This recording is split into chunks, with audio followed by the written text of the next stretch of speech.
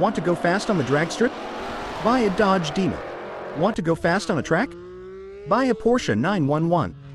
Want to generate 4,000 pounds of downforce? Drive an F1 car. Want one car to do all that better than those cars?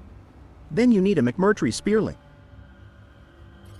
Today we are going to talk about this crazy engineering marvel and discuss all its unique design elements, record-breaking numbers, and why it will reshape the automotive landscape. So if you're into that, be sure to like the video, comment your thoughts, and subscribe. Now that we have that out of the way, buckle up and let's go. Now you might be thinking, what makes this car so special? Isn't it just another track-focused electric car? Well, not exactly. The Speirling has a unique feature in the fact that it is a fan car. It has a system of 2 redundant fans that can produce a combined 4,400 pounds of downforce. And yes, an F1 car can produce upwards of 4,800 pounds of downforce, but the F1 car needs to be moving at a speed of 200 miles per hour to achieve it. And at a normal race speed between 100 to 150 miles per hour, the F1 car will produce between 1,500 and 3,000 pounds. What really makes the Speirling unique is that it can produce all the downforce without even moving. At a standstill, the 2 fans will spin up to 23,000 revolutions per minute and give the Speirling all the downforce it needs. And because it was designed from the ground up to be as light as possible with the use of carbon fiber for the body, magnesium for the wheels, and titanium for the wheel nuts, the Speirling weighs just under 2,200 pounds. This means that theoretically the Speirling not only can drive upside down, but it can also park upside down. And of course, Sir David McMurtry didn't design a $1 million car-shaped vacuum cleaner just to be parked upside down. He wanted a car that can give any driver an F1 driver experience without needing the experience of a seasoned F1 driver. Not only is the Speirling faster than an F1 car in corners, but it will also outrace it from 0 to 60 miles per hour in just 1.4 seconds and win the quarter mile in a time of 7.97 seconds.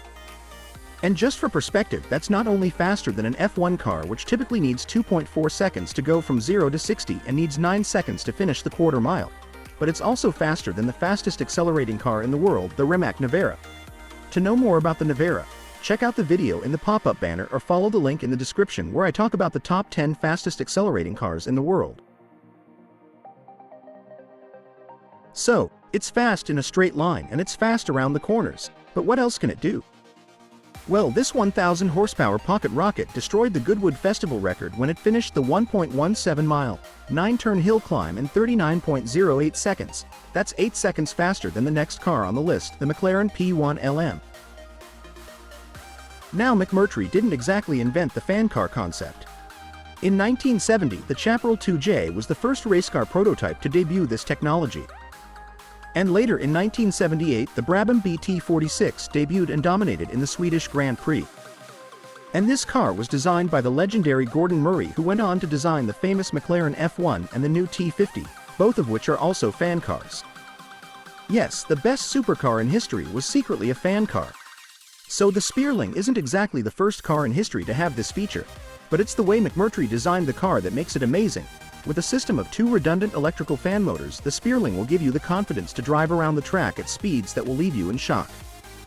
In a corner, you will feel a G-force of 2.8 Gs. That's like having 2 other people sitting on top of you. But now you might be thinking, this is impressive and all, but how far can the Speirling actually go? And actually, it can do an impressive range of 300 miles, but honestly, who's going to take a single-seat 41-inch tall race car to get the groceries? This car is made for the track, and with everything cranked up to the max in qualifying mode, it will do just 1 lap before performance becomes heat-restricted.